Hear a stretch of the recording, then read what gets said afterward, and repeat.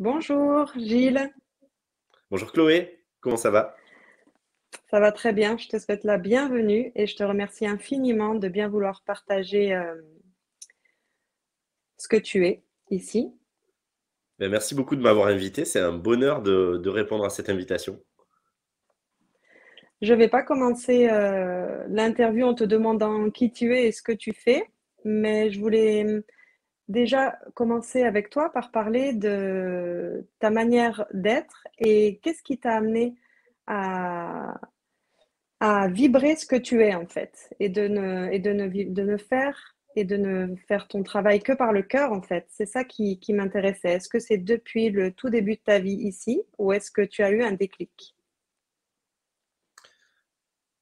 Euh, ben, je crois que oui, pour moi, j'ai toujours vécu comme ça et je crois qu'on vit tous en réalité comme ça à la base. Je crois que quand on revient à ce qu'on est, quand on est tous dans cette évidence d'être soi. Et donc, quand on est connecté à son authenticité, à sa vibration, ben, il est juste évident de se laisser être. Et c'est finalement la construction égotique, c'est aussi les blessures qui vont faire que on va construire des adaptations, on va assouplir ou plus exactement construire des murs pour essayer de se parer de ce qui nous apparaît être une souffrance ou une blessure ou un risque ou un danger. Et c'est là qu'on s'éloigne. Et peut-être que j'ai garder ce cœur d'enfant qui fait que il a toujours été plus évident, même si j'ai quand même construit, comme tout un chacun, des masques, des rôles, des voiles. Je dis pas que je suis exempt de ça, mais j'ai gardé ce contact à ce que je suis. Et puis, du coup, il a toujours été assez naturel pour moi, assez évident de pouvoir être en contact avec cette envie, avec ce désir, avec cette joie du cœur et de me laisser oui, de me laisser dicter mon chemin par elle en ayant peut-être un objectif avec la tête et puis hop, si ça bifurque avec le cœur, ça bifurque avec le cœur et puis de surfer comme ça sur la vague. Mais je ne crois pas tout à la fois que ce soit quelque chose de très exceptionnel. Je crois que encore une fois, c'est quelque chose de commun à tous, même si on se fait parfois vivre l'expérience d'en être détourné, d'avoir l'impression que ça pourrait manquer, mais on peut en manquer dans une expérience, mais en réalité, on n'en manque pas dans notre nature. Et je crois que c'est important de rappeler à chacun que c'est pas quelque chose à acquérir, c'est pas quelque chose d'exceptionnel, c'est pas quelque chose qui serait l'apanage de certains élus, c'est quelque chose qui est notre bien commun à tous, parce qu'il est de l'ordre de ce qu'on est. Et on peut peut-être beaucoup se faire croire qu'on serait à côté de soi-même, mais peut-être que c'est le pire des sortilèges et la pire des illusions, parce que mais la bonne nouvelle, c'est que ce n'est qu'une illusion. On ne peut pas être à côté de soi-même parce qu'on est soi et puis un point, c'est tout. C'est au final assez facile. Bien sûr que c'est facile. C'est pas toujours évident, mais c'est toujours facile. C'est pas toujours confortable, mais en tout cas, c'est la voie pour s'épanouir. En tout cas, moi aussi, je le crois. Oui, en tout cas, c'est peut-être la voie pour rester épanoui parce que s'épanouir voudrait dire qu'on pourrait ne pas l'être à la base. Je crois que quand on est là aussi, NAIT, mais quand on est EST, on est épanoui par nature, sans avoir un objectif à atteindre, encore une fois, sans avoir besoin de circonstances particulières, du seul fait d'être en vie, du seul fait d'être soi. Nous sommes pleins de nous. Mais parfois, on se fait croire, et puis collectivement aussi dans la société, avec des recherches parfois chimériques, d'autres choses, on se fait croire qu'on pourrait ne pas être entier, qu'on pourrait ne pas être complet, qu'il pourrait nous manquer quelque chose, qu'il faudrait ressembler à autre chose, et y compris dans la société spirituelle, qu'il faudrait devenir, qu'il faudrait évoluer, qu'il Mm. faudrait se bonifier. Et donc, du coup, autour de tout ça, on va créer une vision d'incomplétude, une question, une vision aussi peut-être de souffrance. On va regarder à travers une certaine lorgnette et on va oublier tout ce qu'on est, sans avoir besoin de le détailler, mais simplement en se gorgeant finalement de notre vibration. Et je crois que finalement, c'est revenir à ça, sans idée préconçue. Moi, je serais bien en mal de dire qui je suis, parce que j'ai mis du temps aussi à décoller et à enlever des étiquettes. Et aujourd'hui, ben, me décrire ou décrire mon activité, ma vocation serait, oui, Limitant. ouais, puis difficile parce que finalement, même si je le veux, j'ai du mal moi-même à poser des mots vu que je ne le conçois pas. Je le vis. je le vis et je le vis à chaque instant de manière différente et je me vis à chaque instant de manière différente. Donc un jour, je pourrais dire je suis quelqu'un de très extraverti et le lendemain ou l'instant d'après dire je suis quelqu'un de très introverti et réservé. Dire je suis quelqu'un de pleine énergie et l'instant d'après dire finalement je suis plutôt quelqu'un qui est dans la vacuité et qui fait pas beaucoup de choses et qui a besoin d'être contemplatif. Euh, Ça dépend de l'instant et de la manière dont finalement je fais vibrer mes cordes ou la vie fait vibrer mes cordes. Aucune ne me définit vraiment, mais à la fois au travers de chacune d'elles, mon essence s'exprime. Et je crois qu'il en va pour chacun ainsi. Et donc du coup, si on arrête d'avoir une idée ou de rechercher qui nous sommes, qu'est-ce que ça voudrait dire, et de se définir au travers d'un continuum ou d'un historique, eh bien, du coup, on est libre de se réinventer et il est beaucoup plus simple, il est beaucoup plus aisé d'être en équilibre, mais d'accepter aussi la part de déséquilibre dans l'équilibre, c'est-à-dire de ne pas vouloir rester dans quelque chose de figé, de l'ordre du statutaire. Ça y est, j'ai trouvé le point d'équilibre, j'ai trouvé le point d'éveil, j'ai trouvé le point de conscience, mais de danser avec tous nos déséquilibres qui permettent, tel le funambule, à l'équilibre de perdurer parce que je joue avec les ups, avec les downs, avec les déséquilibres à gauche, à droite, et c'est ça qui me permet de rester sur la slackline, sur le fil. Donc, c'est arrêter de vouloir éradiquer ce qui aurait été identifié par le mental comme éventuellement dangereux, problématique ou limitant, et finalement de jouer avec toutes les composantes, avec tout ce qui se présente, et de se rendre compte que c'est ainsi qu'on s'affranchit vraiment de nos leurres, de nos peurs et de nos craintes, de nos appréhensions, de nos réticences à nous-mêmes, et qu'on peut s'abandonner encore un peu plus chaque fois à tout ce qu'on est. Merci. Je t'en prie. Moi, quand j'entends beaucoup de personnes sont dans vouloir, comme tu dis, maîtriser leur vie, maîtriser leurs émotions, maîtriser leurs peurs. Surtout, parfois, on peut penser qu'il faudrait justement être un être sans émotion, sans peur, sans rien, être lisse et surtout ne pas trop regarder ce qui peut apparaître comme des faiblesses, mais qui sont en fait seulement un trait, en fait, une couleur de nous-mêmes. Et d'autant que je crois que l'univers conspire pour nous mettre sur nos chemins tout ce dont on a besoin et tout ce dont on doit faire l'expérience pour pouvoir vivre pleinement et justement se connaître pleinement chaque jour. J'ai l'impression, moi, qu'il faudrait, comme ceux qui font l'expérience de mort imminente ou qui ont une grande maladie qui leur fait un déclic, comme si tous les jours on se levait en fait et qu'on se disait bah, ok, aujourd'hui je renais à moi-même et je me laisse la curiosité de me découvrir et voilà, qu'est-ce qui va se passer? Ouais, c'est exactement ça. En tout cas, moi, c'est comme ça que j'essaie de vivre les choses. Alors, je ne les vis pas toujours comme ça, hein, ça serait mentir de dire ça. Il y a plein de moments où je suis moi-même dans le suivi d'un continuum et où je me réveille le matin, où j'ai l'idée de ce que j'étais la veille et de ce que j'ai choisi de faire encore ou de continuer.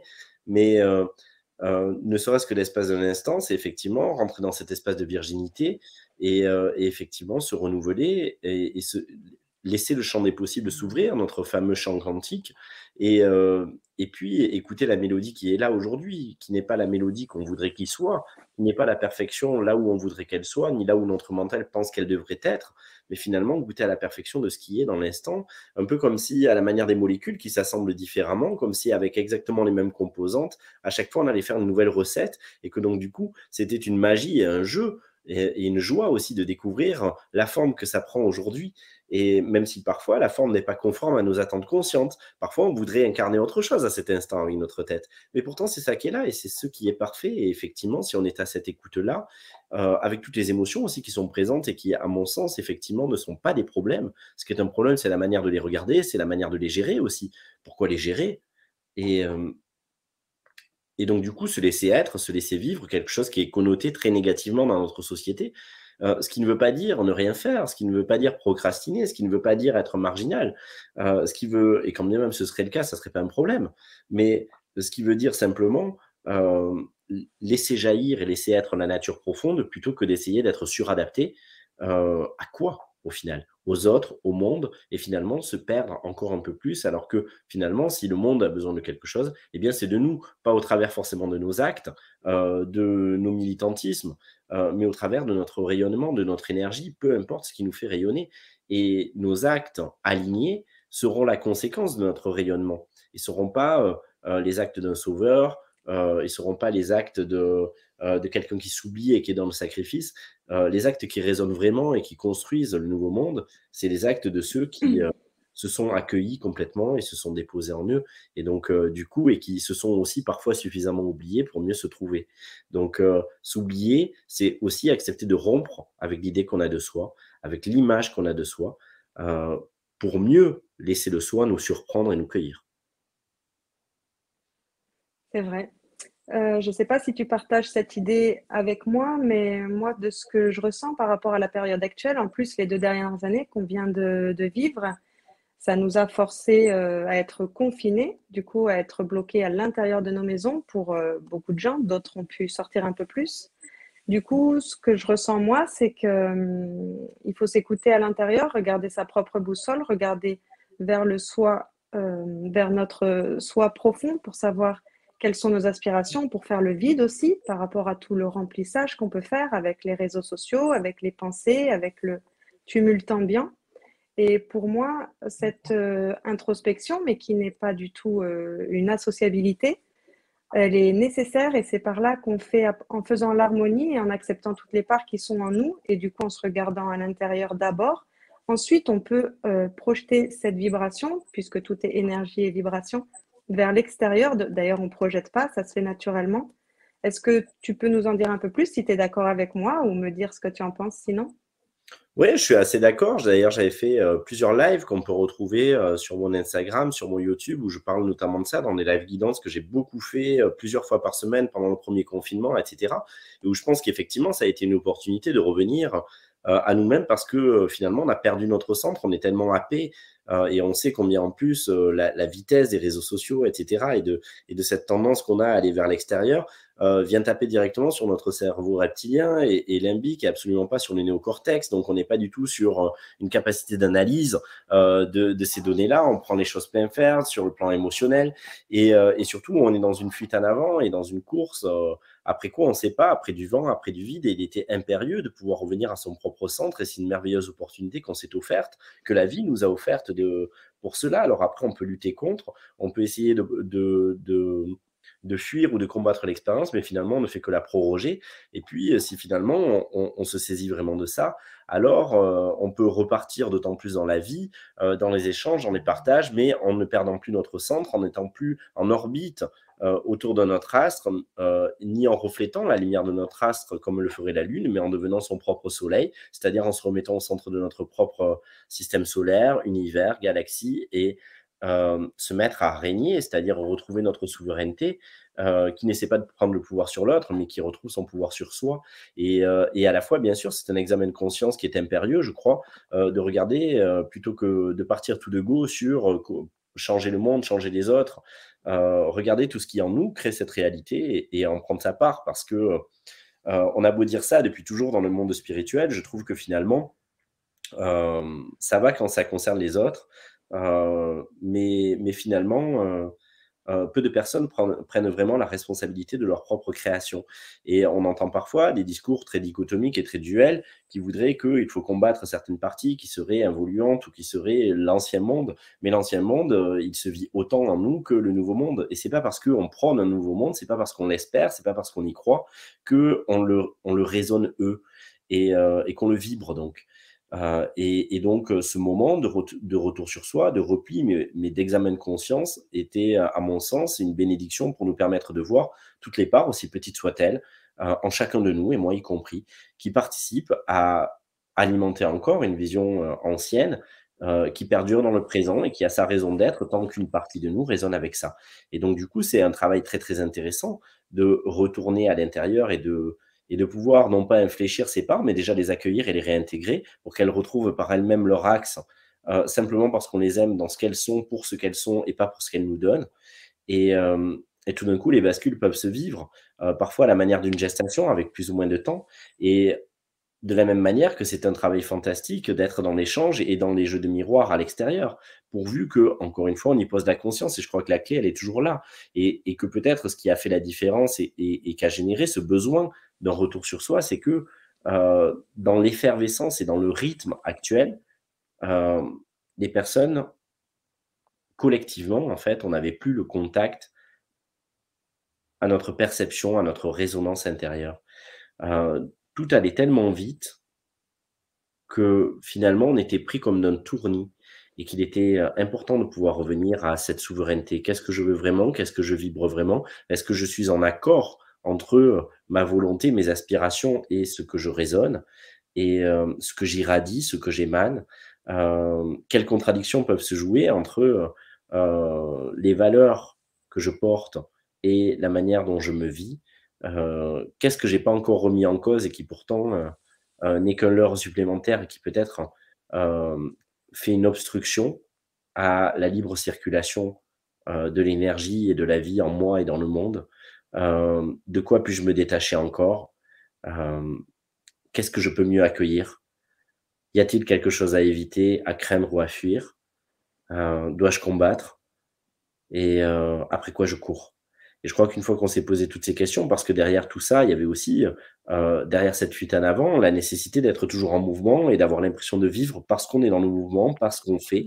Et je crois qu'il y avait vraiment aussi cette évidence de contacter qu'on est toujours vivant, y compris dans une forme d'immobilisme, et de se rendre compte que la véritable danse, le véritable mouvement, il est intérieur et la vie continue de danser à l'intérieur de nous, même si on reste immobile et même si on a moins d'activité et même si on est moins dans l'interaction avec les autres. Et ça, c'était merveilleux parce que j'ai vu beaucoup de personnes au début se débattre et finalement goûter à cette possibilité de se libérer du faire pour goûter combien elles sont. Alors que, y compris à la maison, au début, il y a eu le défi sportif, le défi cuisine, le défi. Tout le monde avait Mhm. besoin d'occuper l'espace en faisant quelque chose et en rentabilisant et en performant autour de ce temps-là, alors que peut-être qu'on n'a pas besoin de ça et peut-être qu'on n'a pas besoin de rentabiliser le moment. On n'a pas peut-être besoin de l'optimiser et je trouve que le summum du luxe, c'est, de pouvoir, gâcher du temps. C'est se dire: «Bah, ce temps, je l'ai pas optimisé, j'en ai rien fait, il faisait super beau, j'avais que ce temps-là, j'aurais pu aller promener ou jardiner ou prendre le soleil ou que sais-je encore, ou méditer. Eh ben, j'ai rien fait». Bah, c'est peut-être parce que j'ai recouvré une foi totale dans le fait que la vie éternelle m'appartient, que je ne suis pas obligé de profiter de chaque instant. Le seul fait de vouloir absolument, rendre productif chaque instant, sous-tend peut-être la crainte que tout me soit enlevé, l'instant d'après.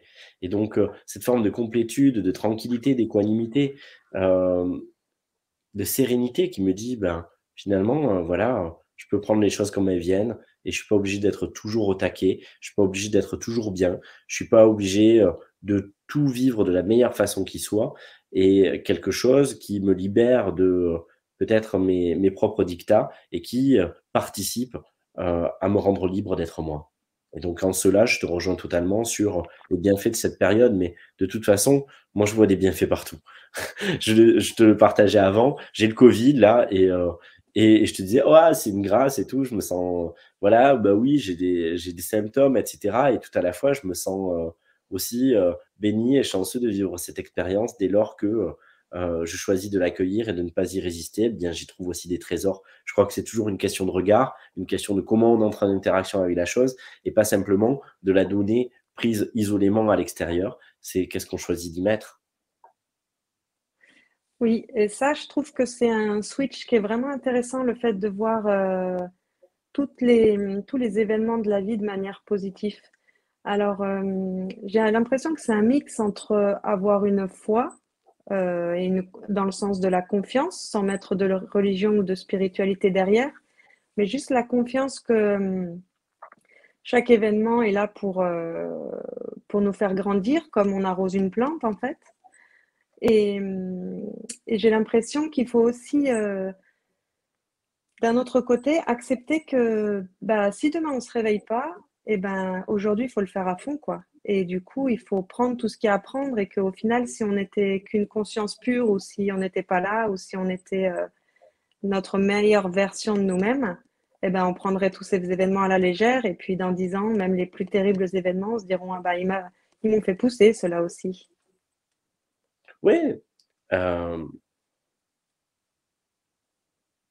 oui, oui.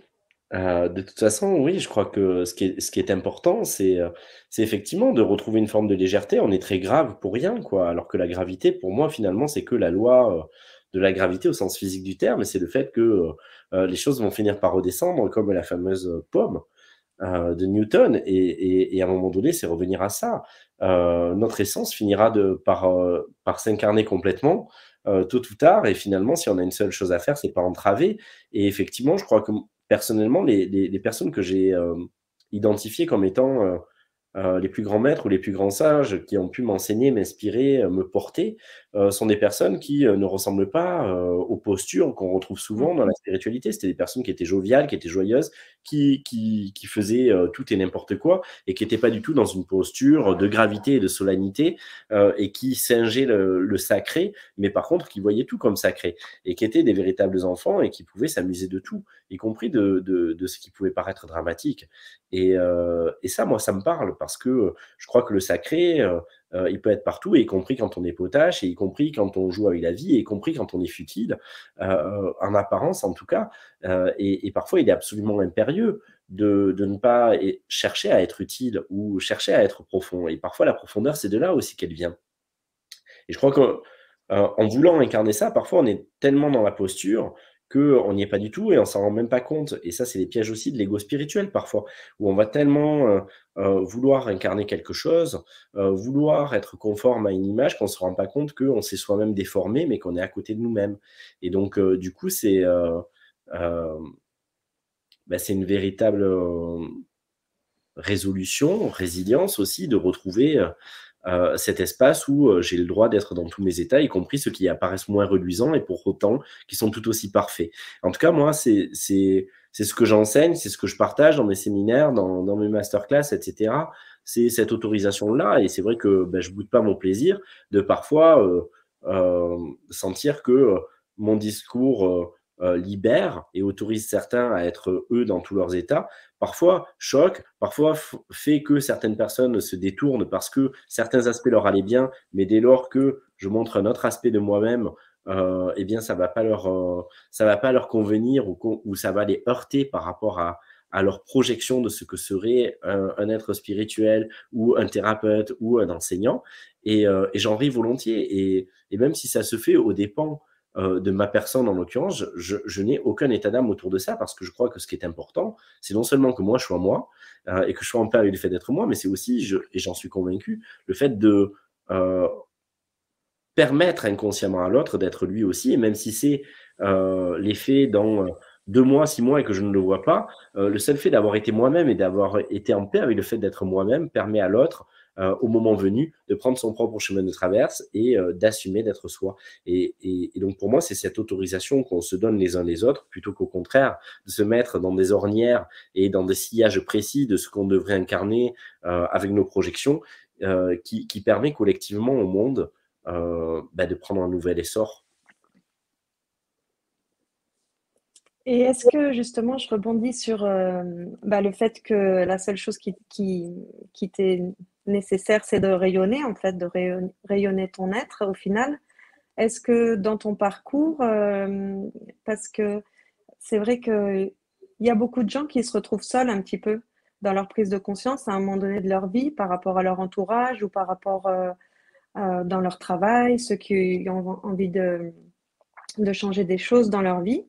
Est-ce que toi, il y a des moments dans ta vie où voilà, tu as senti qu'il n'y avait qu'une chose à être et à faire, c'était rayonner, et où naturellement, du coup, dans ton entourage ou dans ta vie professionnelle, ça a pris un tournant et puis des relations se sont arrêtées ou tu as dû déménager, ou tu as senti qu'il fallait partir, ou il y a eu des choses qui se sont passées. Et comment est-ce que tu les as, comment tu as embrassé tout ça? Évidemment, je crois comme tous, il y a des moments où j'ai déménagé, il y a des moments où j'ai connu des ruptures amicales, sentimentales, familiales aussi parfois. Mais à la fois, pour moi, c'est le processus de la vie, et je me suis jamais senti seul face à ça, en fait.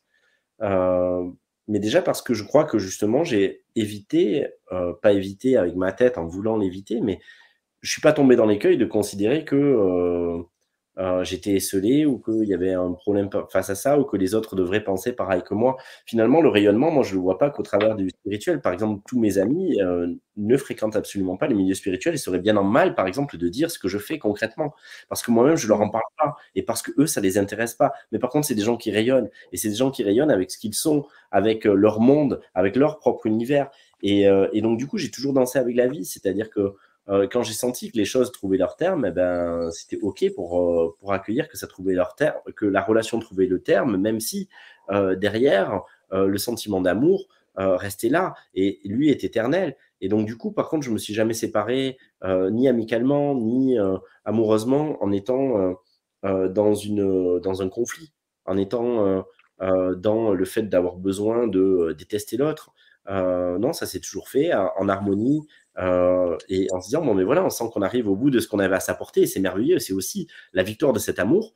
Et donc, du coup, de nouveaux univers s'ouvrent à nous, et on les embrasse avec légèreté, avec beaucoup de joie, avec beaucoup de bonheur, et puis on garde un lien très fort qui nous dit que c'est aussi parce qu'on a suffisamment communié, on a touché vraiment la quintessence que, voilà, de nouvelles aventures nous attendent, même si c'est séparément. Et peut-être qu'on va se recroiser, on n'en sait rien, et puis finalement, on ne fait pas de plan sur la comète. Et c'est continuer de danser avec ça. Et puis sortir finalement de la projection statutaire, encore une fois, de la sécurisation où tout serait verrouillé et éternel. Bien évidemment que des fois, on voudrait que les choses durent parce que ça nous rassure. Mais finalement, laisser parler le cœur, donc faire preuve de courage, c'est être au rendez-vous avec ce qui vibre dans l'instant. Et moi, ça m'a jamais posé de problème.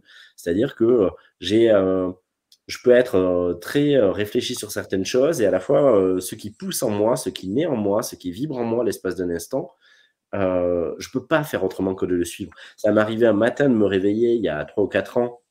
Je rentrais un peu comme de là, de nager avec des dauphins pendant 15 jours et d'animer des stages là-bas. Et je me suis réveillé un matin, je me suis dit, ça vibre plus de faire les soins, etc. Stop. Et ce jour-là, je me suis levé. Un quart d'heure après, j'ai annoncé sur les réseaux sociaux que j'arrêtais. J'ai arrêté pendant 9 mois et j'ai annulé 9 mois de rendez-vous, j'ai annulé des séminaires, etc. Parce que je sais pas faire semblant. Donc en fait, si à l'intérieur de moi, ça ne vibre pas ou ça ne vibre plus, je vais pas le faire. Et donc pour moi, c'est même pas du courage. Ce qui serait du courage presque pour moi, au sens presque d'abnégation, ça serait d'arriver à résister à ça. Mais moi, je sais pas faire autrement. Je sais pas comment les gens font pour faire autrement. Euh, Parce que c'est viscéral.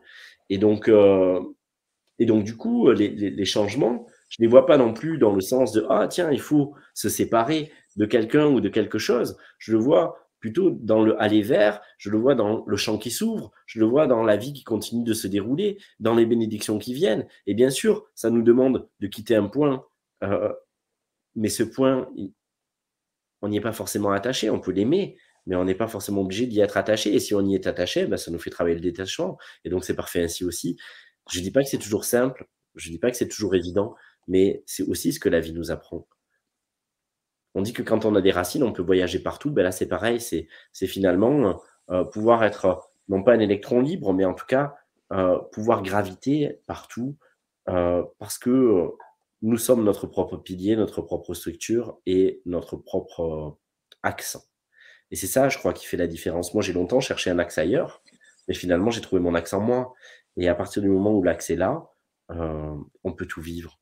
Et je me suis longtemps fait croire que certaines relations, non, elles seraient éternelles et je ne pouvais pas en passer. Et puis le jour où ça s'est présenté à moi, ben, c'était OK. Et c'était OK avec facilité, avec légèreté. Donc finalement, on peut avoir beaucoup d'idées préconçues et puis euh, finalement faire l'expérience que ce n'était qu'une vue de l'esprit. Donc, tout ça pour dire par rapport à ta question que c'est un appel à toutes les personnes qui se sentent esseulées ou qui peuvent trouver difficile de devoir changer les choses, bah, de changer de regard aussi, parce que si c'est difficile, c'est parce qu'elles s'accrochent à certaines données. Alors que si elles s'ouvrent au champ des possibles et à l'élan juste, il n'y a pas de choix à faire, il n'y a pas d'effort à faire, on est porté par cet élan et on est pris par l'enthousiasme de cet élan et on n'est même pas en train de regarder ce qu'on quitterait. Et d'ailleurs, on ne quitte rien, on va vers. Et la différence, elle est majeure parce qu'on ne part pas en quittant l'autre ou en quittant un lieu, on part parce qu'on est appelé et on est en amour avec un autre lieu et donc du coup, c'est la joie et l'amour qui prennent la place et pas l'idée d'une séparation, même si elle existe aussi, mais elle n'est plus le moteur. Et donc ça change tout dans la manière dont on vit les choses. Et c'est ça qui permet de les voir de manière positive, je pense. Ouais. Alors pour un aspect un peu plus pratique, quand on a un peu moins la confiance et quand, comment dire, notre conscience n'a pas autant de place là-dedans, moi, dans mon univers, comment ça se présente? J'ai un élan qui vient de moi, de mon être profond, qui est beau, qui est pur, qui est vraiment la joie. Et juste après, il y a soit un petit personnage de l'ego qui vient, soit une peur qui est vraiment très, très, très profonde, de loin, loin, loin d'avant. Et du coup, ça, plus, et je pense que beaucoup de personnes aussi fonctionnent comme ça, quand on ne s'est pas encore complètement détaché de tous les aspects égotiques, et surtout quand on n'a pas fait un pacte, une alliance avec notre ego pour qu'on soit puissants tous ensemble et que ce soit une machine qui tourne bien. Du coup, concrètement, quand on a un élan, on va avoir une peur, on va avoir une injonction, on va avoir le personnage de la femme parfaite, de la fille parfaite, de la nièce parfaite, de bah non, tu peux pas parce que tu peux pas changer de travail bah parce que tu as un prêt bancaire, tu peux pas déménager parce que bah, tu as aussi un prêt bancaire, tu peux pas faire ça parce que bah non, il faut quand même penser aux autres autour de toi et on peut pas faire tout ce qu'on veut dans la vie. Moi, ce que je préconise, enfin, ma recette, on va dire, c'est de regarder ce que ça vient chatouiller, quelle peur c'est, de la regarder, bien la regarder, voir ce que ça fait ressentir pour bien mettre tout ça en lumière, pas laisser un autre ego prendre la main dessus, qui ferait de l'émotion une boule de neige de oh là là, c'est terrible, et en plus, oh là là, ben, t'en es encore là, mon Dieu, nanani, nanana, de bien regarder tout ça pour ensuite, après, mettre de l'espace et pouvoir digérer tout ça. Est-ce que tu aurais un autre conseil ou une autre méthode pour aider les uns et les autres à vivre leur élan les plus profonds et leur volonté d'âme? Bah, je suis pas prêt à partager des recettes honnêtement parce que je pense que chaque cas est unique et chaque personne est unique et chaque personne se réinvente en permanence. Donc, moi, j'ai envie de dire à chacun qui tombera sur cette vidéo, faites-vous confiance et n'ayez pas peur parce que, enfin, ou acceptez d'avoir peur finalement parce que vous ne pouvez pas vous tromper et même si vous avez l'impression de courir un risque, vous ne serez jamais en danger, même s'il y a l'effet boule de neige de l'émotion. C'est exactement ce qui devrait se vivre si cela est. Donc, parfois, on a besoin de faire monter la pression pour mieux décompresser. Mm. Heu, Parfois, on va avoir ce recul avant et on va avoir la prise de conscience avant, mais finalement, quelle que soit la blague qu'on se fait, tout ceci n'est qu'un jeu et de toute façon, la vie, comme on l'a dit, est toujours en train de nous ramener au fait, de notre grandeur, de notre complétude donc que ça passe par une expérience plus ou moins touchy, c'est OK. Finalement, ça se vit toujours, parfois avec intensité, parfois avec légèreté, mais ça se vit toujours comme ça doit se vivre et de toute façon, l'issue sera la même. Hem, il y a que l'itinéraire qui change. Parfois, on prend l'autoroute, parfois, on prend le chemin de campagne. Ils ont tous les 2 leur aspect intéressant. L'un est plus rapide, l'autre est parfois plus beau et voilà donc Mm. je crois que c'est, là aussi arrêter de vouloir optimiser et puis, après quoi on court aussi quand on a une stratégie autour de comment ça devrait se passer ou est-ce qu'on a vraiment besoin de savoir? Ben ça se vit comme ça se vit. Moi, aujourd'hui en tout cas, oui, j'ai appris beaucoup de techniques, j'en ai créé beaucoup aussi et aujourd'hui, ben je me dis, «Est-ce qu'il y a besoin d'avoir un rempart ou est-ce qu'il y a besoin de canaliser la vie d'une certaine manière ou est-ce que, je veux dire même si j'ai peur, est-ce que c'est un problème? Non, est-ce que si une part de moi, s'empare du truc pendant un temps, est-ce que c'est un problème? Non. J'ai foi aussi dans le fait que, tôt ou tard, tout s'équilibre et que, là aussi ça pouvait résonner en justesse dans l'instant si cette part s'est exprimée et que, c'est toujours l'autorégulation de la vie qui est à l'œuvre et donc du coup, j'ai envie juste de dire aux gens: lâchez-vous la grappe, laissez-vous tranquille». Et être spirituel, à mon sens, c'est ça. Être sage, c'est ça. C'est arrêter de vouloir se mettre dans un carcan et vouloir être aussi super conscient tout le temps, parce que c'est parfois contre-productif et parce que, c'est pour être conforme à une image qu'on aurait de ce que c'est être conscient. Et tu disais d'ailleurs, si on n'a pas la conscience suffisamment dans la tête, mais tout le monde l'a, je crois, cette conscience. Il y a que des gens qui s'en rendent pas compte et donc du coup, ça aller dans l'entraînement de ça ou aller dans la discipline ou aller dans la routine autour de ça, pour moi, continue de renforcer l'idée qu'on pourrait ne pas être suffisamment conscient. Et donc, du coup, à la lumière du champ quantique, dès qu'on essaie de guérir quelque chose, on commence par valider le fait que ça existe, le manque, par exemple. Et donc, du coup, j'ai plutôt envie de nourrir la présence et de dire: «Faites-vous confiance. Toi-même, tu sais et peut-être que moi, j'aurais pas fonctionné comme ça et peut-être que je vois les choses différemment pour toi, mais tu es la meilleure personne pour savoir pour toi et plus je crois en toi sincèrement et que c'est pas juste un discours, plus je vois ta lumière, plus je vois ta maîtrise, plus je crois en ta capacité d'être au rendez-vous avec, la vie en toi et plus, je favorise le fait que tu t'en saisisses, même si je ne sais pas comment et donc du coup, ça serait plus ma manière de soutenir ça que de donner, une approche que tout le monde pourrait reprendre de manière automatique et qui tournerait à une discipline ou à une routine ou à une pratique supplémentaire qui pourrait être complètement vidée de sa substance. Parce que, encore une fois, je vois beaucoup de personnes qui font beaucoup de choses, qui consomment beaucoup de spirituel aussi, mais finalement, qui ne bougent pas d'un iota parce que, c'est ça reste à la surface des choses.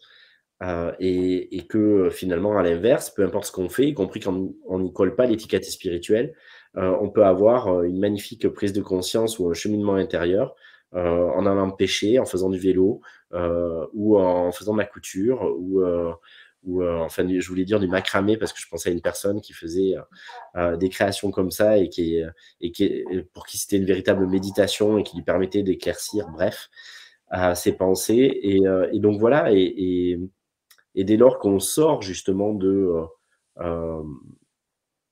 ce qu'on pense être la bonne pratique, le bon chemin, heu, la bonne façon d'être ou de faire, eh bien, c'est peut-être là justement que, on peut se laisser surprendre par, les grâces et par les miracles de la vie. Ils sont pas toujours là où on les attend et la vie serait bien triste si, ils ne s'exprimaient que, d'une manière, très précise ou à destination des personnes qui, auraient justement, prétendument cette conscience-là. Hem, je crois qu'encore une fois, c'est notre bien commun et heu et elle trouvera le moyen de nous rejoindre dès lors qu'on lui a dit «oui», même si on ne sait pas comment. Donc ne vous posez pas la question de savoir si vous savez faire, si vous savez pas faire, si vous êtes digne ou indigne, légitime ou non. Dites simplement «oui» avec sincérité et la vie trouvera le moyen de vous apporter la réponse. Oui, je te rejoins tout à fait et je te remercie pour tes précisions. Je t'en prie. En effet, moi aussi, je trouve on est souvent dans la course aux outils, dans le développement personnel, dans la spiritualité, pour me guérir, pour mettre plus de lumière. Il faudrait que je fasse de l'EFT, de l'hypnose, que je fasse de la psychologie positive et que je fasse une retraite et puis un cours de yoga et tous les jours du yoga et tous les jours de la méditation. Et c'est vrai que c'est encore des injonctions finalement et on s'encadre encore dans quelque chose. Et je te rejoins sur le fait que moi aussi, j'ai l'impression que pour accompagner les uns et les autres, en fait, la seule chose qu'il faut être et donner, c'est de l'amour. Et donner, juste être aux côtés des uns et des autres et de leur dire, bah, tu vas y arriver et il n'y a rien à arriver. En fait, tu es et c'est suffisant. Et j'ai l'impression que oui, que l'amour peut tout, en fait, et que c'est la seule chose à fournir. Ouais, j'en suis convaincu et je crois que ça va même, au-delà de le dire ou pas d'ailleurs parce que, hem pour moi, il n'est pas question d'envoyer de l'amour et il n'est pas question de dire à l'autre, par exemple, pour reprendre tes mots: «Tu vas y arriver». Tu peux dire à quelqu'un: «Si tu voyais comme tu es beau et en 5 animations, tu es magnifique et machin», ou même si, «Tu es beau, tu es belle» et la personne, bah, ça voilà, ça va pas l'avancer parce qu'elle y croit pas. Mais si tout d'un coup, on se met à être cueilli réellement, c'est-à-dire on est en amour avec la personne. On n'est pas en train de lui envoyer de l'amour, parce qu'envoyer de l'amour, ça voudrait dire qu'il y a une volonté et une intention Mmh. derrière. Et si tout d'un coup, on est cueilli par la beauté de l'être en face, ça ne veut pas dire que, on la désire ou qu'on veut faire sa vie avec, c'est bien loin d'une relation. Ça veut dire que tout d'un coup, on est, juste, complètement ému, touché, par, la beauté, et la perfection de l'être en face. À ce moment-là, il y a pas besoin de mots, il y a pas besoin de lui dire: «Tu vas y arriver», il y a pas besoin de lui dire: «Tu es beau, tu es belle, tu es parfait ou tu es parfaite». Ça transpire et là, la personne, elle peut le saisir parce que c'est plus son mental qui lui dit: «Ah ben non, je suis trop ceci ou je suis pas assez cela».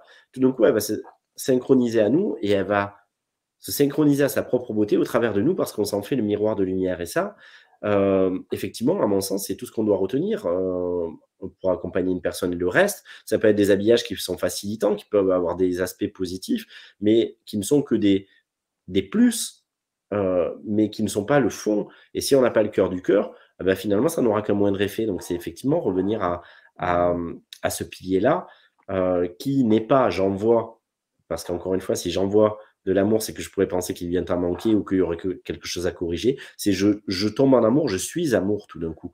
Et je suis en amour avec ce qu'est l'autre et ce que je perçois de lui, au-delà de ce qu'il me montre et au-delà de ce qu'il incarne, dans ce qu'il est vraiment, au-delà de ce qu'il croit être aussi. Et je crois que ça, c'est une clé parce que c'est passer au-delà des apparences. Mais ce qui ne veut pas dire que, encore une fois, des outils ne peuvent pas être intéressants. Bien sûr que c'est intéressant de faire du yoga ou de faire un jeûne ou de faire de l'hypnose ou de l'EFT ou une thérapie quantique. Mais c'est ne pas se cacher derrière ça. Et qu'est-ce que j'évite aussi au travers de cela parfois? Beaucoup de personnes qui veulent rester dans le bonheur ou le bien-être, mais qu'est-ce que le bonheur et le bien-être et pourquoi devrions-nous fuir tous les autres états? Moi, je bénis tous les moments où je suis bien, mais je bénis tous les moments aussi où j'ai une colère, où j'ai de la fatigue, où j'ai de la tristesse, et je bénis de pouvoir vivre toutes les colorations de la vie, quoi. Et voilà, et bien sûr, on en préfère certaines, et parfois on rogne parce qu'on aimerait que ce soit différent, mais la beauté de la vie, c'est aussi de vivre toutes ces nuances, quoi. Donc, après quoi on court? La vie, elle est parfaite comme ça. Vraiment, elle est parfaite comme ça. Donc, s'affranchir, devenir libre, c'est aussi ça. C'est arrêter d'attendre que les circonstances soient parfaites, que les émotions soient conformes à notre projection. Et c'est devenir des tout-terrains du bonheur, c'est-à-dire non pas être bien parce que j'ai la personne idéale à côté, parce que j'ai la maison parfaite, parce que j'ai le travail parfait, parce que j'ai le lieu parfait, parce que j'ai les amis parfaits, etc. Et que je fais tout ce que je veux. Mais parce que, quoi qu'il arrive, et y compris avec les contraintes que je peux identifier, je suis en paix avec le fait d'être moi et de continuer de me vivre. Et ça, c'est une véritable victoire. Oui. Est-ce que, je vois que l'heure avance, est-ce que tu peux partager avec nous ce qui se passe enfin, en toi ou ce que tu ressens quand tu te connectes avec les dauphins comme tu viens de le faire par exemple lors de ton dernier voyage ou avec d'autres êtres, nous expliquer ce qui se passe et notamment pour des personnes qui n'auraient pas trop de connaissances de tout ce qui est quantique et qui seraient beaucoup dans le mental, nous parler de, voilà, de ce qui se passe, de ce que tu ressens et de ce que tu en fais aussi après dans tes accompagnements, s'il te plaît. Ouais, ben, les dauphins, pour moi, c'est des êtres et des consciences juste exceptionnelles et qui nous ramènent à nous. Et j'y vais jamais avec une intention particulière. En fait, là, je suis reparti avec un groupe et puis je suis en train d'organiser de nouvelles sessions, de nouveaux voyages en mer Rouge et puis ailleurs. Chaque fois que je vais à la rencontre des dauphins, déjà, c'est pas quelque chose pareil, que j'ai recherché, c'est quelque chose qui m'est tombé dessus. Et alors certainement, une part de moi l'avait appelé, mais en tout cas, dans ma conscience ordinaire, j'avais pas la volonté d'aller nager avec des dauphins ou d'amener des personnes à la rencontre des dauphins. Et pourtant, maintenant, ça fait plus de 12 ans que je suis en contact avec cette énergie. Et, et qu'ensuite, je les ai rencontrés dans la matière. Et quand je vais nager avec des dauphins ou quand je travaille avec l'énergie des dauphins sur le plan subtil, bah, c'est exactement tout ce qu'on vient d'évoquer. C'est cette liberté d'être, c'est cette joie, mais c'est aussi le fait de se recabler sur notre part la plus élevée, au sens individualisé du terme, et incarné, c'est-à-dire de pouvoir le vivre jusqu'ici bas et pas simplement dans les terres. Ah oui, je suis super là-haut, mais ici, il y a un delta énorme qui existe entre le dieu ou la déesse que je voudrais être, ou que je pense que je suis, ou que j'ai envie de croire que je suis à un autre niveau, et puis la manière dont je me vis ici. Les dauphins, c'est comme s'ils faisaient ce lien entre tous ces potentiels qui permettaient de les incarner avec facilité, avec une sorte d'impertinence aussi. C'est le moment présent, c'est retourner aussi dans le présent, c'est arrêter d'avoir un passé qui nous hante et un futur qui mobilise aussi une partie de notre conscience, mais vraiment se redéposer là. Et puis, c'est un déploiement différent de nos hémisphères du cerveau. Donc, il y a beaucoup de choses qui se passent. Je pourrais en parler pendant des heures, mais sur le plan cérébral, sur le plan chimique, sur le plan hormonal, ça bouge sur le plan évidemment vibratoire et multidimensionnel. Il y a beaucoup de choses qui se libèrent, qui s'harmonisent, des choses qui se déploient et qui éclosent du seul fait d'être avec eux en leur présence et de se câbler à leur énergie. mais sans chercher justement une résolution, une guérison, mais du seul fait d'être là. Et à mon sens, en tout cas, moi, ce qu'ils m'ont ouvert de beau, c'est justement d'arrêter de chercher ailleurs et finalement de changer de regard. C'est eux qui me l'ont appris, parce qu'eux, ils ne se posent pas la question de savoir si la vague, elle est bonne ou mauvaise, ils la surfent et ils prennent leurs responsabilités aussi dedans, mais ils voient tout dans le potentiel. Ça ne veut pas dire qu'ils tombent dans le déni de ce qui pourrait ne pas aller. Il n'est pas question de se voiler la face et de ne vouloir voir que le beau, mais il est question de voir le potentiel en chaque chose et de choisir de s'en saisir. Et les dauphins, c'est vraiment cette énergie. Et c'est plus de 30% aussi de leur cerveau qui est utilisé contre moins de 10 pour nous. Donc, c'est des êtres qui sont extrêmement évolués et qui sont extrêmement adaptables aussi, vu que les théories disent qu'ils auraient d'abord été sur la Terre, peut-être dans l'eau, puis sur la Terre, puis dans l'eau à nouveau. Donc, ils font partie des espèces qui sont les plus anciennes. Les baleines également, d'ailleurs, qui ont encore beaucoup de mystères pour la science et qui ont voilà, des vibrations qui sont spécifiques. On sait, aujourd'hui, il y a des scientifiques qui étudient le chant des dauphins, le chant des baleines. On voit l'impact que ça a sur le vivant. Et on est des bouteilles d'eau géantes, 60 à 80% d'eau à l'intérieur de nous. Donc, sans tomber dans de la mythologie autour des dauphins ou des baleines, quand on rentre en résonance avec leur énergie, avec leur scan, avec leur chant, et puis avec leur présence, eh bien, il y a des choses qui se passent en nous et qui se révèlent sans qu'on ait besoin de les conscientiser, sans qu'on ait besoin de les vouloir. Et il y a des choses qui résonnent en majesté, des résolutions, des prises de conscience, l'émergence de choses, des caps de vie qui se manifestent. Et donc, à mon sens, ils sont là surtout comme un passage de relais pour nous ramener à cette souveraineté, qu'on se souvienne de tout ce qu'on est déjà et pas de ce qu'on aurait à acquérir. Et ils sont là pour nous permettre de devenir nous-mêmes des dauphins. Non pas cultiver ce lien à eux, mais devenir nous-mêmes des dauphins au sens littéral du terme. Dans l'histoire de France, c'est l'héritier du sang royal, l'héritier du sang divin, c'est-à-dire le fils du roi de France qui prendra la succession, et c'est se rendre compte que tout nous est donné du seul fait d'être en vie. C'est notre droit de naissance, nous sommes légitimes du seul fait d'être là, et nous n'avons rien à faire pour acquérir ni le regard du divin, ni le regard de l'humain. Nous n'avons pas besoin de performer, nous n'avons pas besoin d'aller ailleurs, nous n'avons pas besoin de nous purifier ou de changer. Nous sommes dignes du seul fait d'être en vie, et parce que tout d'un coup, ce n'est plus un discours uniquement raisonné, haï, mais que ça descend profondément en soi, à leur contact, eh bien, il y a une forme d'insouciance et de légèreté qui revient, et tout à la fois, toute la solennité et le sacré peuvent se vivre avec évidence, mais sans formalisme et sans faux semblant. Et c'est à chaque fois ce que j'observe avec des groupes, des gens qui respirent tout d'un coup et qui retrouvent une vraie spiritualité, mais qui n'est plus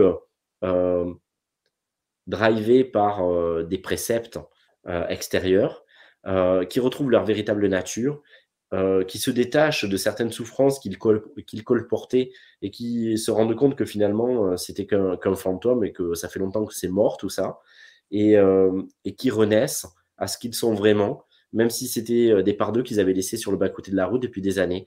Et c'est cette évidence d'être. Et parfois on se dit c'est difficile de se trouver, et je crois que c'est faux. Et les dauphins nous le prouvent, et à leur contact, c'est ça qu'on vit, c'est combien il est évident d'être soi. Je crois profondément en ça. Il est évident d'être soi. Et toutes les thérapies ou les approches qui nous maintiennent l'inverse sont, à mon sens, des hérésies. Il est évident d'être soi. Et les dauphins, si je devais le résumer vraiment en une chose, ce serait ça. Ils nous ramènent à cette évidence d'être nous dans tous nos états et de kiffer d'être nous dans tous nos états, c'est-à-dire y compris ce qu'on préférerait ne pas porter, même eux ne sont plus un problème et on peut jouir de jouer avec ses parts. Et ça, quand on atteint ce point de nonchalance aussi, parce que et de je m'en foutisme divin, comme dirait Louis Gervais, d'être dans cet espace où plus rien ne me pose de problème. C'est tout gagné. C'est-à-dire que la vie, elle peut m'amener son lot d'inconfort comme de majesté et de grâce. De toute façon, dès lors que je suis bien avec tout ce que je suis, dès lors que je me mets plus sur la balance, dès lors que je suis au présent et que je renais et que je me réinvente à chaque instant, plus rien n'a réellement le pouvoir de m'atteindre, durablement. Et donc, les dauphins, c'est ça qu'ils nous transmettent. C'est qu'il est temps. Il est temps non plus de se mettre en marche, non plus de chercher à évoluer ou de devenir conscient ou de se réclamer ou non éveillé. Il est temps de vivre en prenant les choses telles qu'elles sont, pour ce qu'elles sont, et pas pour ce on voudrait qu'elle soit, et en n'essayant pas de changer le monde ou les autres, en ondulant avec et en trouvant toujours le moyen, de donner de soi. L'un des messages qu'ils nous ont délivrés, qui était nouveau par rapport à tout ce qu'on a depuis des années, partagé ensemble avec les dauphins, c'était, heu, vous vous posez la question de savoir, si la vie vous honore et comment elle va vous honorer. Vous devriez vous poser la question de savoir comment vous honorez la vie. Et voilà, je crois qu'on se pose souvent la question de savoir est-ce que la vie, elle répond à mes attentes? Heu, Est-ce que ma vie est conforme à ce que je voudrais? Mais on se pose jamais la question de ce que nous, on a donné à la vie. Ben, peut-être que les choses pourraient être très différentes si tout d'un coup on se posait la question de: «Comment je donne de moi aujourd'hui?» Pas dans le sens sacrificiel ou sacerdotal, mais avant de vouloir que la vie me donne, est-ce que je me suis donné à elle et est-ce que je l'honore autant que ce que je voudrais qu'elle m'honore? C'est aussi ça le jeu des dauphins, c'est inverser la donne et puis toujours trouver avec, cette, sagacité et ce petit côté, taquin, le moyen de, comme un saltimbanque ou un fou du roi, de mettre un peu le bordel dans l'ordre établi, mais pour retrouver l'ordre véritable, c'est-à-dire celui de notre véritable nature, de notre authenticité, de notre spontanéité et de notre droit à être. Oui, et comme tu dis, ils se posent pas la question, de savoir si la vie, c'est une vague creuse, c'est une vague haute, où ils sont, s'ils perdent leurs feuilles ou comme les arbres, s'ils perdent leurs feuilles au moment de l'automne. Mais qu'est-ce qui se passe? Je perds mes feuilles. Oh génial, au printemps, j'ai des super bourgeons, je suis bien. Ils se posent pas toutes ces questions. Et Mmh. j'avais une autre question sur, justement les ressentis peut-être physiques. Je sais pas si toi, tu en as, fait l'expérience ou même les personnes que tu accompagnes? Parce que, par exemple, là, depuis qu'on parle, moi, je tremble énormément parce que je sens qu'au niveau des énergies, c'est assez intense et moi ou d'autres, peu importe, hem, notre corps, comme tu dis, il est fait beaucoup, beaucoup d'eau et il peut être, sans chercher à l'analyser, il peut avoir des messages à nous donner, comme quand on a des maladies, peut-être, parfois, comme, le mal a dit. Ou alors ça peut être aussi des, changements cellulaires, je pense, quand il y a des grandes transformations internes qui sont faits, beh, du coup, le corps s'exprime. Ou je pense aussi, par exemple, quand on va aller dans un endroit, qu'on n'est pas préparé ou qu'on n'est pas ouverte, au monde subtil et que ça va être chargé au niveau des énergies, dans des endroits forêt, dans des endroits sacrés. Parfois, ça peut être tellement intense qu'on peut avoir comme, des crises d'angoisse, quoi. Parce que du coup, notre corps, il réagit sur des choses qu'il sait pas. Est-ce que ça te parle? Est-ce que tu peux nous en dire 2 mots ou est-ce que pas du tout? Je peux en dire 2 mots, mais je crois que ça appartient à un pan et que, finalement arrive le moment où on se pose plus ces questions et que justement quand on vibre tout ce qu'on vient d'évoquer, la question se pose plus parce que le corps et l'âme, c'est la même chose. C'est l'expression différente d'une seule et même énergie et donc du coup, c'est dès lors qu'il n'y a plus de scission entre, notre corps et notre âme, se vit, en harmonie ce qui doit se vivre et ça ne nous pose plus de problème. Si l'un prend le pas et crée ou manifeste une forme de distorsion, eh bien, c'est que on n'est pas dans ce point d'union euh, et que donc, du coup, il y a une rétention quelque part et donc, du coup, une compulsion de l'autre. Euh, Si on est libre d'être soi et qu'on est soi dans tous nos états, ce qui va s'exprimer est exactement à la hauteur de ce qu'on peut vivre et plus rien n'est un problème non plus dans la manifestation que ça peut prendre. C'est-à-dire, oui, on peut être parcouru de frissons ou avoir des petits spasmes ou convulsions et c'est pas un problème. Hem, mais on n'est pas obligé de tomber dans l'angoisse et puis surtout, il est important de ne pas entretenir ça. C'est-à-dire que, ça peut nous traverser, puis plus jamais nous traverser ou ça peut durer un temps. Je vois beaucoup de personnes qui entretiennent des états, y compris pas agréables, parce qu'ils ont été identifiés comme un processus, Oui. et donc du coup, ça devient identitaire d'une certaine manière et je crois qu'il faut avant tout se préserver de ça. Hem Mais je crois que, très rapidement, on en a même plus besoin parce que notre corps prend la mesure aussi de notre énergie et évolue avec comme un muscle, comme un tendon, qu'on va assouplir ou qu'on va stimuler, qu'on va tonifier donc hem, ouais, en fait, c'est pas à ça que j'ai envie de donner de l'importance. OK. Je crois que notre corps est aussi une merveilleuse machine autant que notre conscience et qu'elle est en capacité de s'adapter, que c'est parfois nous qui la retenons. Mmh. OK. Je te remercie. Je t'en prie. Est-ce que tu peux nous dire un petit mot pour, je pense que ça sera la dernière question, sur ce que tu proposes? C'est un aspect éminemment quantique, je crois, mais arrête-moi si je me trompe. Et aussi sur ce que tu proposes, de ce que j'ai compris, c'est vraiment toi qui t'es laissé pousser tout ça, quoi. C'est une création de ta part, là, ce que tu proposes au monde. Ouais, effectivement, tout ce que je propose, c'est vraiment, ma propre référence parce que je crois que, tout simplement ce qu'on a amené au monde, c'est ce qu'on est. Donc, bien évidemment, je suis formé à plein de techniques, mais finalement, j'ai créé mes propres approches et je permets aux personnes et j'accompagne les personnes à trouver leurs propres approches aussi, même si, je forme aussi à certaines données. Heu mais effectivement, voilà, moi, je vis des choses comme dans l'art, en fait. C'est une création à chaque fois et c'est une communion et c'est une rencontre et c'est pas une technique qui va faire la différence ou en tout cas, la technique, elle est là, elle doit être sublimée, elle doit être au service et c'est pas la technique mise en avant. Donc c'est pas, je vais faire de la sophro ou je vais faire de l'hypnose ou je vais faire, des annales akashiques ou je vais faire du magnétisme ou ceci ou cela. Bien évidemment, j'ai des bagages à l'intérieur, vibratoires, mais je me suis aussi formé, heu à l'animation 3D, à plein de choses, qui me permettent de créer, et de support finalement à mon inspiration et à ma création. Et effectivement, je fais des soins collectifs, des transmissions, qui laissent tomber le mental et où justement, on va pas être dans le dogme ou dans la théorie. On n'est pas en train de nourrir des histoires supplémentaires qui pourraient s'opposer en fonction de, nos croyances et cetera. On va directement sur le vibratoire et donc la première traduction et la deuxième traduction de la fréquence, ça va être le son et ça va être des couleurs avec les longueurs d'onde, les vitesses et puis les formes géométriques. Donc j'utilise ça au travers de vidéos que je crée avec une multitude de calques et de vibrations qui sont encodées dedans, mais qui ne sont pas des archétypes comme un ange ou comme, que sais-je encore, un maître ascensionné. Et donc du coup, on n'a pas à se dire j'y crois ou j'y crois pas. C'est une forme géométrique, c'est une couleur, c'est un son. Et je vais me laisser emporter par ça et ça va venir justement s'encoder et faire vivre des mises à jour à l'intérieur, sans qu'on ait besoin de nourrir une histoire, sans qu'on ait besoin de tomber dans la théorie. Et ça va venir, alors bien sûr, c'est la résultante de plein de recherches que j'ai effectuées. Et donc, à la fois, il y a du quantique, à la fois, il y a des neurosciences, il y a plein de choses quoi, dedans. Donc, c'est une forme de syncrétisme et de synthèse de 20 ans de pratique dans le spirituel et dans l'énergétique. Avant, je ne fonctionnais pas forcément comme ça. Là, c'est assez récent, ça fait 3 ans que je fonctionne dans cette dynamique-là, avec de la réalité virtuelle également. Et puis, on voit maintenant que ça arrive dans les hôpitaux, etc. Et que pareil, en neurosciences, on se rend compte de l'impact que ça peut avoir.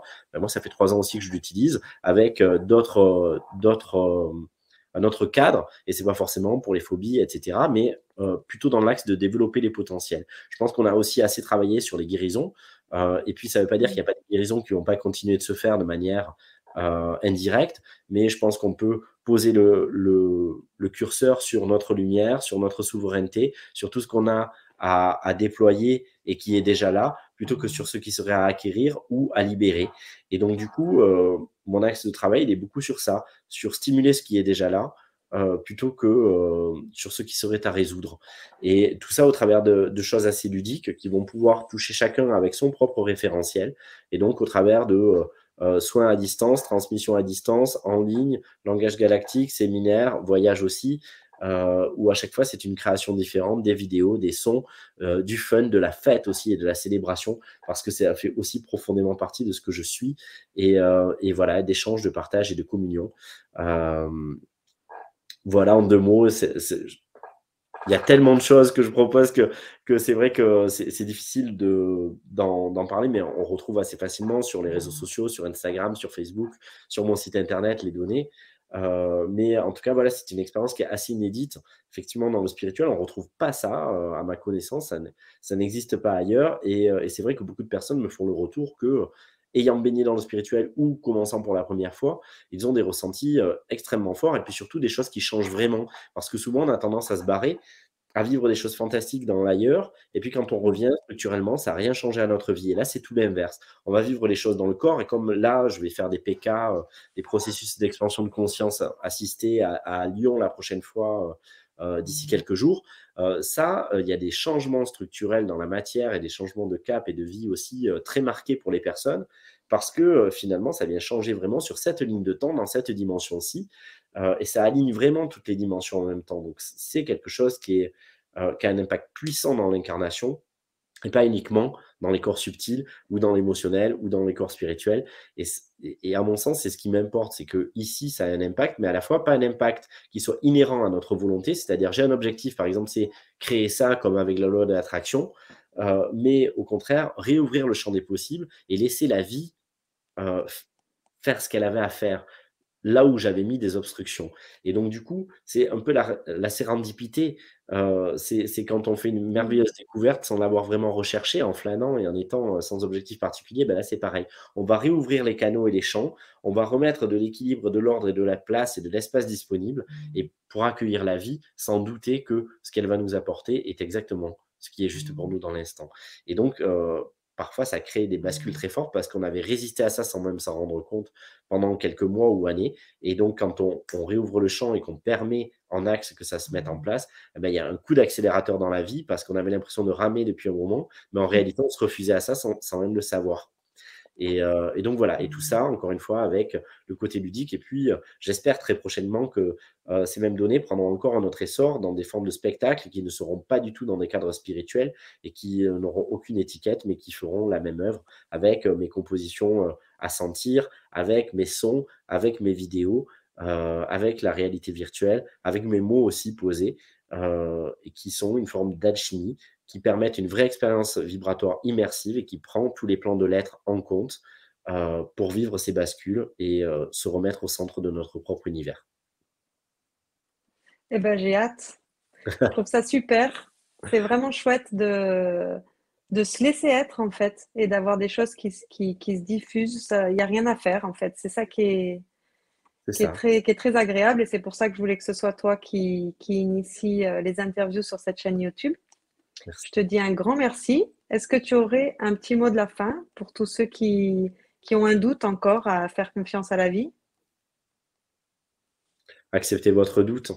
Tôt ou tard, il cédera de lui-même. Donc, n'essayez pas de lutter contre. Ça serait le meilleur moyen de le nourrir. Lâchez-vous la grappe. Tout ce que vous vivez, tout ce que vous éprouvez est juste, y compris le doute. Soyez. Super.